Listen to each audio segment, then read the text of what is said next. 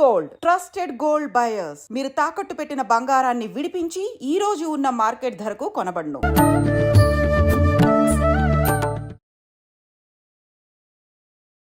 నమస్కారం, welcome to I dream. ధర్మ మార్గం విత్ విజిత కార్యక్రమానికి స్వాగతం.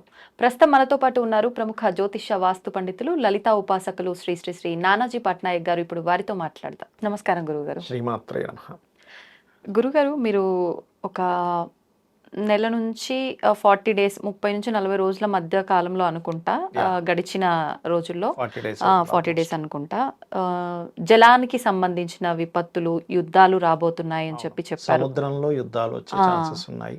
అంటే సైన్యం మీద దాడులు, సముద్రం మీద ఉండేటువంటి వాటి వల్ల కొంత ఇబ్బంది, జల సంబంధంగా కొంత ఇబ్బందులు వస్తాయని ఆల్రెడీ 40 డేస్ అవుతుంది ఆల్మోస్ట్. అవును. ఏంటి అసలు నిజంగా అలాంటివి జరిగే అవకాశాలు ఉన్నాయా? ఇంకా ఇప్పుడు ఎలా ఉండబోతోంది? ఇంకా ఎలాంటివి రాబోతున్నాయి? ఒక్కసారి దాని గురించి. తప్పకుండా అమ్మా. ఇప్పుడు మనము ముండేన్ ఆస్ట్రాలజీ అని ఉంటుంది, అంటే మైథుని జ్యోతిష్యము అంటారు. ఓకే. ఆ మైథుని జ్యోతిష్యం కుంటే ఇదేంటంటే ఏ ప్లానెట్స్ ఎక్కడుంటే ఎటువంటి ఫలితాలు ఇస్తాయని ఉంటుంది. మనం దాన్ని ఆధారం చేసుకుని మహర్షులు అందించిన గొప్పతనం మన గొప్పతనం ఏం లేదు, 0% మనది. అక్కడ ఏంటంటే శాస్త్రంలో చెప్పింది ఏంటంటే కుజుడు యుద్ధానికి కారకుడు, కుజుడు గొడవలకు కారకుడు. శని మీనరాశిలో ఉన్నప్పుడు కొన్ని మత సంబంధమైన గొడవలు వస్తాయి.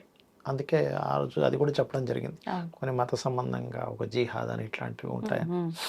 అయితే ఇక్కడ ఏంటంటే శని ఈ మీనరాశిలో 2.5 సంవత్సరాలు ఉంటాడు.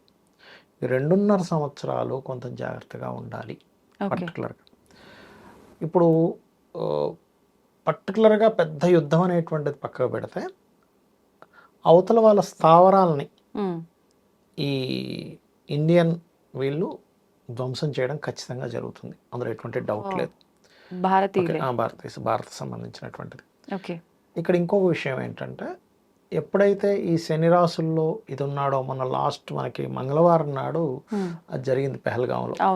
అది మంగళవారం జరిగినందుకు నేను ఒకటే చెప్తాను, హైదరాబాద్, కేరళ అండ్ సముద్ర తీరాల్లో ఉండేటువంటి వైజాగ్ ఇటు సైడ్ మనకి ఏదైతే సముద్ర తీరాలు మన ఇండియా ఉంటుందో, సముద్ర తీర ప్రదేశాలు ఏవైతే ఉంటాయో, రద్దీగా ఉండేటువంటి ప్రదేశాలు మరియు ఆధ్యాత్మిక కేంద్రాల్లోని జాగ్రత్తగా ఉండాలి. ఓకే. ఎప్పటి వరకు అండి? 2.5 సంవత్సరాలు అంటే మొన్న ఉగాది తర్వాత. కాకపోతే ఈ 2 నెలలు కాస్త ఎక్కువగా ఉంది. ఈ 2 నెలలు ఎక్కువగా ఉంది. అంటే మే జూన్ అనుకోవచ్చా? ఏప్రిల్ మే అనుకోవచ్చా? ఏప్రిల్ మే జూన్ ఈ 2-3 నెలలు అనుకోండి. ఓకే. పర్టికులర్గా ఎక్కువగా ఉంది. అలాగే అందులో పర్టికులర్గా ఈ కుజుడు కేతువు కలిసి సింహరాశిలో సంచరించబోతున్నారు నెక్స్ట్. సో దీనివల్ల ఏమవుతుందంటే కొంతమంది నాయకుల మీద, లీడర్స్ మీద, అది సీఎం లెవెల్ నుంచి పిఎం లెవెల్కి ఎవరికైనా కావచ్చు, వాళ్ళ మీద ఒక ఇది రాబోతుంది వెరీ క్లియర్లీ. ఓకే. అండ్ అలాగే ఈ కుజకేతువులు కలిసినప్పుడు ఏమవుతుందంటే సైన్యాన్ని కూడా కొన్ని దేశాలు కోల్పోవడం జరుగుతుంది. మన లాస్ట్ టైం మీరు 40 డేస్ బ్యాక్ వీడియోస్ కనుక తీసుకుంటే షేర్ మార్కెట్ డౌన్ అవుతుంది అని కూడా చెప్పాను, ఫ్లక్చువేట్ అవుద్దండి అని కూడా చెప్పాను, మన దానిలో కూడా చెప్పినట్టున్నాం. అది మీరు చూస్తున్నారు, ఇప్పుడు అది జరుగుతుంది. ఇంకొక మంచి విషయం కూడా ఇందులో ఉందండి. ఏమిటది అంటే ఇప్పుడు మనకి మీరు 1.5 year బ్యాక్ వీడియో కనుక తీసుకుంటే ముండేన్ ఆస్ట్రాలజీ క్యాలిక్యులేషన్స్ పరంగా కన్యారాశిలో కేతు వస్తున్నాడు. సో అందుకని భూములు ఆగిపోతాయి, భూముల యొక్క రిజిస్ట్రేషన్స్ కానీ భూముల ధరలు కానీ స్ట్రక్ అయిపోతాయని చెప్పాం. ఇప్పటికే మీకు వీడియో ఉంటుంది యూట్యూబ్లో. అది ఎందుకంటే అదేదో మన గొప్పతనం కాదండి, సిన్సియర్లీ మనం మహర్షులు చెప్పిన గొప్ప విద్య అది. మహర్షులకే ఈ క్రెడిట్ అంతా వెళ్తుంది, మనకు అసలు 1% కూడా రాదు. మనం ఏదో అక్కడ ఏదో తెలుసుకొని చెప్పుకున్నాం ఇవన్నీ కూడా. కాబట్టి మహర్షుల గొప్పతనంతో ఆ కన్యారాశిలో ఎప్పుడైనా కేతు సంచారం జరిగేటప్పుడు ఇటువంటివి భూములు ఆగిపోతాయి. కానీ ఎప్పుడైతే మనకి జూన్ నుంచి కేతువు మారుతున్నాడో మళ్ళీ హైదరాబాద్ కావచ్చు, కొన్ని నగరాల్లో కావచ్చు, కొంచెం భూముల రేట్లు పెరుగుతాయి. ఓకే. ఇప్పుడు కన్యారాశి నుంచి జరిగినటువంటి కేతువు సింహరాశిలోకి ఎంటర్ అవుతాడు. సింహం ఈజ్ బంగారం, రవి సైన్ ఈజ్ బంగారం. అందుకే చూడండి, ఎవరికైనా కొంతమంది అంటుంటారు చూసారు, ఏమంటే నాకు బంగారం వచ్చి వస్తుందా, వచ్చి రాదా, నాకు బంగారం మీద డబ్బులు వస్తాయి రావా, గోల్డ్ బిజినెస్ పెట్టవచ్చా అంటే సన్ను చూడాలి, సూర్య భగవానుడు ఎలా ఉన్నాడు చూడాలి. సూర్యుడు బాగుంటే గవర్నమెంట్ జాబ్స్ వస్తాయి, బంగారం మూలంగా కలిసి వస్తుంది, బంగారం కొంటే కలిసి వస్తుంది వాళ్ళకి. సన్ ఆర్ జూపిటర్, అందులో సన్ ప్రధానం. మీరు ఒక 30-40 years ఆఫ్ దీన్ని కనుక తీసుకుంటే బంగారం రేట్లను కనుక మీరు అబ్జర్వ్ చేసి చూస్తే ఇట్స్ వెరీ క్లియర్లీ ఒక కొన్ని సంవత్సరాలు 4-5 ఏళ్ళు అయితే కంప్లీట్గా తగ్గింది కూడా ఒకనొక టైంలో. అది ఎందుకు జరిగింది అంటే అప్పుడు కేతు ప్రభావం పడింది, వృషభంలో కేతు ఉన్నప్పుడు. మరి వృషభంలో ఎందుకు కేతు ఉన్నప్పుడు అవుతుంది అంటే దానికి చాలా రీజన్స్ ఉంటాయి. ఆస్ట్రాలజికల్గా చెప్పాలంటే అది ఒక గంట సేపు చెప్పాలి మీకు క్లాస్ ఇక్కడ. ఆహా. అట్లా వృషభంలో కేతు ఎంటర్ అయితే కూడా రేట్లు తగ్గుతాయి. ఇప్పుడు సింహంలోకి ఎంటర్ అయ్యాక కూడా అంటే జూన్ 1వ తేదీ నుంచి ఇప్పుడు 1,00,000 దాకా చేరుకున్నటువంటి బంగారం కొంచెం కంట్రోల్లోకి వస్తుంది ఓకే. కొద్దిగా. అంటే అది ఎట్లా అంటే ఫ్లక్చువేషన్గా వస్తుంది, అంటే ఒకటేసారి పెరుగుతున్నట్టు అనిపిస్తుంది తగ్గడం. ఇప్పుడు ఈ మధ్యలో కూడా అలానే జరిగింది కదా. 1,00,000 దాకా వెళ్ళిపోయింది ఆ, కదండి అసలు. ఒక 2,000 తగ్గినట్టు తగ్గి మళ్ళీ సరాసరి 1,00,000 వచ్చేసింది. అవును అవును. అది అట్లాంటివి కొంచెం ఉన్నాయి బంగారం విషయంలో. తగ్గే ఛాన్సెస్ ఉన్నాయి. ఆగే ఛాన్సెస్ ఉన్నాయి. ఇప్పుడు ఏంటంటే అసలు జస్ట్ ఒక 6 months బ్యాక్ తీసుకుంటే 70K ఏమో ఉండేది. అవును. అసలు 3 నెలల్లో 30,000 పెరగడం మరి ఘోరం కదా. ఎప్పుడు లేదనుకుంటా ఇలా. అసలు ఎప్పుడు ఒక 10,000 మహా అయితే వ్యత్యాసం ఏమో గానీ ఇంత టూ మచ్ ఎప్పుడు పెరగలేదు.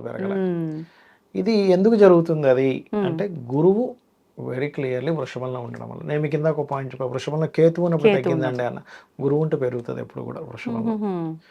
అలాగే ఆ గురువు సింహంలోకి వచ్చినప్పుడు కూడా పెరుగుతుంది ఒక 3 years తర్వాత మళ్ళీ విపరీతంగా. 2-3 years తర్వాత 2 years తర్వాత మళ్ళీ అంటే సుమారు 2028 అంటే ఈ 1.5 yearలో కేతు ఇక్కడ ఉంటాడు కదా, సింహంలో ఉంటాడు కదా, అక్కడ స్ట్రక్ అవుతుంది.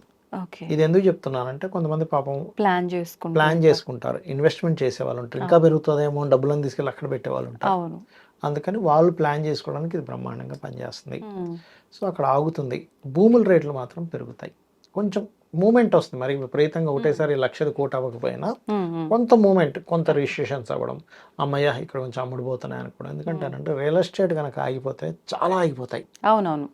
రియల్ ఎస్టేట్ నడుస్తూ ఉంటుంది, 4 డబ్బులు వస్తూ ఉంటాయి ప్రతి ఒక్కరికి కూడా, చాలా అంటే చాలా ఆగిపోతుంటాయి. సో ఆ ఇది అనేటువంటిది ఉంది. అయితే నేను చెప్పేది ఒకటే, ఈ 2-3 నెలలు పర్టికులర్గా రద్దీ ప్రాంతాలకి కొంచెం ఈ టెంపుల్స్ లేకపోతే కొంచెం సముద్ర తీరాలు, ఏ ప్రాంతంలో ముఖ్యంగా హైదరాబాద్, కేరళ, విశాఖపట్నం, కొన్ని సముద్ర ప్రాంతాల్లో ఉత్తర భాగాలు ముఖ్యంగా, ఇప్పుడు హైదరాబాద్కి ఉత్తర భాగం ఎటు వస్తుందో ఆ ప్రాంతాల్లో చాలా జాగ్రత్తగా ఉండాలి. బికాజ్ ఆఫ్ ఒకసారి మంగళవారం మీకు జరిగినటువంటి సంఘటన మళ్ళీ రిపీట్ అవుతుంది, మంగళవారం మారు కోరుతుంది అంటారు. ఓకే, అందుకని ఈ విషయంలో చాలా చాలా చాలా కేర్గా ఉండాలి జనాలందరూ కూడా. అది మెయిన్గా చూసుకోవాలి. ఇంకొక రెండో విషయం ఏంటంటే పర్టికులర్గా మీకు ఎవరైనా బయటికి వెళ్ళేటప్పుడు మరి ఇట్లా ఉందండి ఏమిటి రెమెడీ అంటారు. అవును, 2 విషయాలమ్మా ఇక్కడ. దక్షిణామూర్తి స్తోత్రం ఒకటి, రెండవది ఏమిటి అంటే దత్తాత్రేయుడిది, కాలభైరవుడిది. దక్షిణామూర్తి అండ్ కాలభైరవ స్తోత్రాలు కనుక చదువుకుంటే మనకి తెలియకుండా మనం ఆపద నుంచి బయటకు వచ్చేస్తాం, తెలియకుండా ఆ ప్రాంతాన్ని వెళ్ళిన వాళ్ళు వెనక్కి వచ్చేస్తాం. ఎందుకు అంటే మన బుద్ధి అలా అవుతుంది. ఈ 2.5 సంవత్సరాలు శని ఎప్పుడైతే మీనరాశిలో ఉంటూ ధనస్సును చూస్తూ ఉంటాడో ఇక్కడ జరిగేటువంటి విషయాలు ఏంటంటే ఈ ఆటిజం కేసెస్ పెరుగుతాయి, బ్రెయిన్కి సంబంధించిన కేసెస్ ఎక్కువగా పెరుగుతాయి. ఎందుకంటే బ్రెయిన్ ఈజ్ గురువు, జూపిటర్. మనం అందుకే గత వీడియోలో కూడా చెప్పుకున్నాం, మనం ఆ గురువారం చెప్పుకున్నాం, ముందు చెప్పుకున్నాం గుర్తులేదు, 1 month బ్యాక్. ఈ పీఠాధిపతులు కొంచెం పెద్దవాళ్ళకు ముప్పు ఉందండి, ఇబ్బంది ఉందండి అని చెప్పాను. అలాగే CM-PM లెవెల్లో ఉన్న వాళ్ళు కూడా ఈ కేతు సింహరాశిలోకి వెళ్తున్నందుకు కొంచెం ఆ స్థాయిలో ఉండే వాళ్ళకు కూడా కొన్ని మార్పులు ఉన్నాయి. ఉగాది పంచాంగ శ్రవణం సమయంలో మాట్లాడుకున్నాం ఇవి. ఈ జల ప్రళయాలు వస్తాయి, కొంచెం ఈ నేవీ వాళ్ళ మీద ఇవన్నీ ఉన్నాయని చెప్పుకున్నాం. అందుకని నేను చెప్పేది ఒకటే, అందరూ కూడా దక్షిణామూర్తి స్తోత్రం కనుక చేసుకుంటే శని యొక్క మీనరాశి మీద ఉండే శని ప్రభావం తగ్గుతుంది. ఈ కోర్ట్లు లా ఇదంతా కూడా గురువే, దాని మీద శని ప్రభావం ఉన్నందుకు అసలు ఒకటి ఊహిస్తే ఒకటి జరుగుతూ ఉంటుంది తీర్పు. అంటే అసలు అయ్యో ఏంటి తీర్పు ఇలా ఇచ్చింది ఆ కోర్టు, మనం అంచనా వేయనటువంటిది, ఊహకు అందనటువంటి తీర్పులు వస్తూ ఉంటాయి పర్టికులర్గా. అలాగే ఇందాక నేను చెప్పినట్టుగా పర్టికులర్గా ఇవి జరుగుతున్నాయి కాబట్టి ఈ నరమేధ సంబంధంగా ఉండేటువంటివన్నీ కూడా ఒక 2.5 సంవత్సరాల్లో, అందులో ముఖ్యంగా ఈ 2-3 నెలలు ఎక్కువ ఉన్నాయి. ఎంతైనా సరే ఈ 2.5 years కొంచెం జాగ్రత్తగా ఉండాలి, మత సంబంధమైనటువంటివి ఎక్కువగా ఉంటుంటాయి. సో గవర్నమెంట్ కూడా ఎక్కడెక్కడైతే ఇలాంటిది ఉంది అనే దగ్గర కొంచెం సెక్యూరిటీ పెంచడం ఇట్లాంటివి ఖచ్చితంగా చేయాలి. లేకపోతే ఏమవుతుందంటే దాని ప్రభావం అనేటువంటిది ఇంకో రకంగా. ఎందుకంటే మొన్న మనం చూసాం ఎంతమంది అసలు.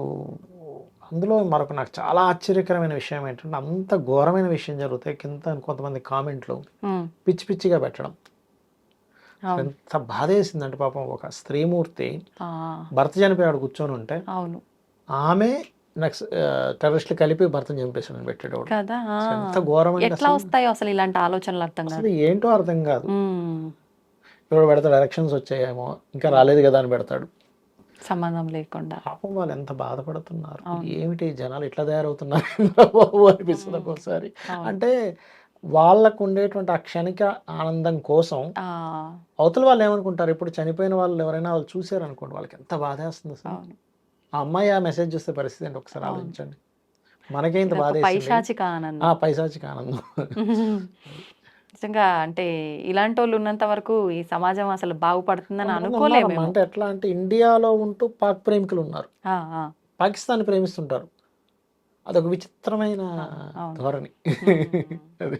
మొత్తానికైతే కొన్ని రకాల ఇబ్బందులు ఉన్నాయి, మనం జాగ్రత్తగా ఉండాలి అని అంటే మీరు చెప్పినట్టుగా Yeah. దక్షిణామూర్తి స్తోత్రము కాలభైరవాష్టకమా చేసుకోవాలి. చేసుకుంటే Exactly. కొంచెం ఫలితం ఉంటుంది. దిగంబర దిగంబర శ్రీపాద వల్లభ దిగంబర అనుకున్నా సరిపోతుంది. ఓకే, ధన్యవాదాలండి. శ్రీమాత్రే నమః. దీన్ని తవ్వండి, తవ్వుతూనే శివలింగం. పరమాత్మకు జీవా సరే దాన్ని అట్లా కప్పేసేయండి, చూపించదండి. Krishna is there. మూర్తి పూజ కాదు, సాక్షాత్ బ్రజేంద్ర నందన భగవాన్ ఉన్నారు మూర్తిలో. ఏమీ ఆశించకుండా ఆరాధించే వాళ్ళు కూడా ఉన్నారా ప్రభుజీ? నిజమైన భక్తి అంటే మనకు తెలియదు కాబట్టి